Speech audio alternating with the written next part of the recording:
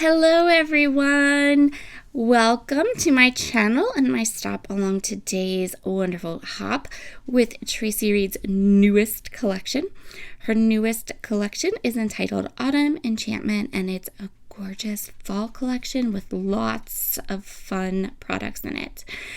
I am going to be creating a 12 by 12 scrapbook page, so I printed this beautiful light blue pattern paper, and then I'm also going to be using papers from the Traveler's Notebook collection.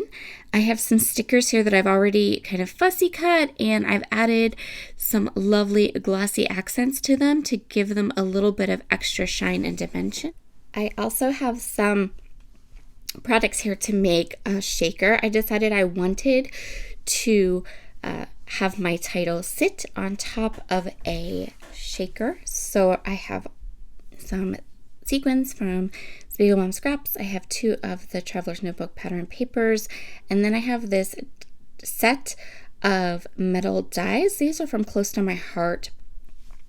They have all different shapes and sizes of metal dies that you can use to create shakers, and they're really cute. And then I also have some foam tape and some acetate, which is also from Spiegel Mom Scraps. So I used the metal dies to cut all the elements I need for my shaker, and I used this little confetti die, which cuts out all these teeny tiny little hearts, and I'm going to use both of these sections. So I'm going to use the negative and the positive. I wanted to add something else besides sequins to my shaker to give it a little bit of extra, because why not have a shaker that has extra? So I'm going to use all those little pattern paper circles, or not circles, hearts in my shaker, as well as the sequins. Next, I'm going to build my shaker. So the shaker sandwich is frame, acetate, foam tape, sequins and or glass beads or whatever you want to put in your shaker, and then the back of your shaker. And that's it. I think the hardest part sometimes is finding the right adhesive. I use Tear It tape and Big Mama foam tape from Spiegel Mom Scraps. She also carries the acetate that I use, and I have the best success with her adhesives to create shakers with, and I love to make them. I'm putting in those paper hearts now, and I'm just making sure that they're facing pretty side down. That will keep them from flipping around, because they are hybrid paper, so they're only single-sided. Next up, gorgeous sequins, and then I'll take the backing paper off of the foam tape and put the back onto my shaker, and then all done. I'm going to use this shaker to hold my title on this particular layout, and then if you need to, go ahead and trim. If you're anything like me, you can't get things straight or lined up to save your life, so a lovely pair of scissors to trim off the overhanging bits and bobs is a necessity. For me, the Traveler's Notebook sized papers are absolutely perfect for layering papers. So I have a couple different patterns that I'm going to be using here, and I'm going to start by kind of trimming off the white border of my photo. This photo is of me and my sister. This is Ella and Anna's mom. You have probably seen them on my channel multiple times, because I scrapbook my nieces and nephews quite often. And so I have this photo of the two of us together, and I'm going to use the scraps and the patterns that I used to make my shaker. I'm also going to use some of the patterns that I used to create a shaker card, which I popped up on my social media yesterday when the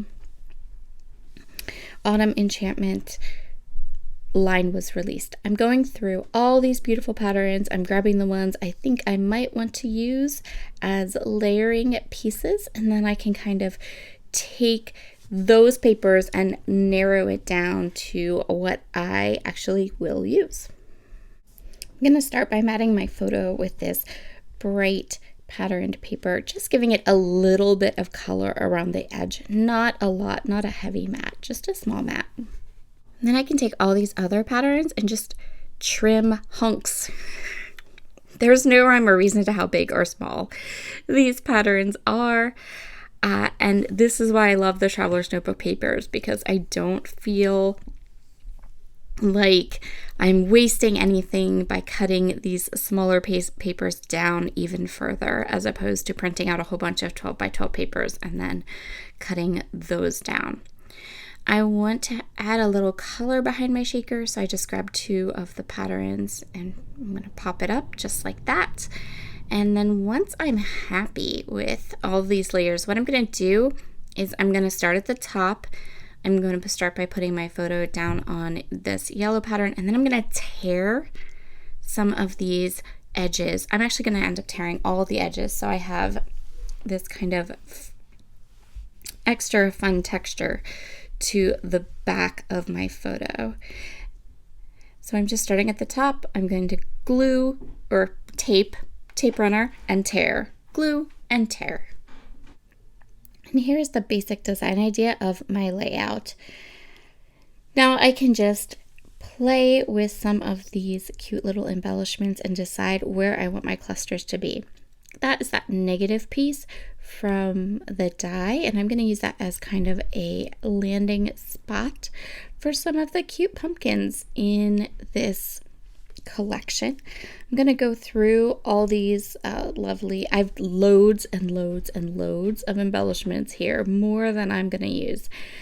So I'm just going to kind of play around and decide where I like things, where I want things to go. I actually end up putting way more on them on this page than I really want, and then kind of editing down what I want to use, what's going to stay and what's going to go. So you're going to see me really load up all these die cut embellishments, and then I'm going to have to edit down a little bit because it looks like a crazy big mess. So now, yeah, we have everything on the page. And as I kind of make definite decisions and glue things down, I will go ahead and kind of edit and create more condensed, obvious clusters for my embellishments. Everything was just so pretty though. I wanted to shove it all on the page. I don't know what else to say. I was like, I want to get it all on here because it was all so pretty, but I have to rein myself in a little bit. Since I have those bright, beautiful sequins in the shaker, I want to make sure that I add them to other parts of my layout. This makes sure that the shaker doesn't look out of place or like the only place that I have those sparkly sequins. And adding these little clusters of sequins also allows me to add a little more dimension and a little bit more of something to my layout that isn't paper, which when you are a hybrid scrapbooker, that is kind of maybe the hard part, is making sure that your layout doesn't look completely flat and that it doesn't look just like paper. I say this all the time. Ink helps with that, glossy accents help with that, foam tape helps with that, and sequins, Nuvo drops, little confetti pieces really help with that. So in this particular sequin mix, I have these adorable leaves, and I want to use all the leaves and kind of scatter them around the page. And that will be our finishing touch. Here are all the close-ups. Thank you so much for stopping by today. If you are new to my channel, I would love it if you would subscribe and leave a comment, say hello. I am the chatty sort, and my channel is hoppin'. There's so much content here, so I hope you'll take a peek and look around, and I will talk to you later. Bye.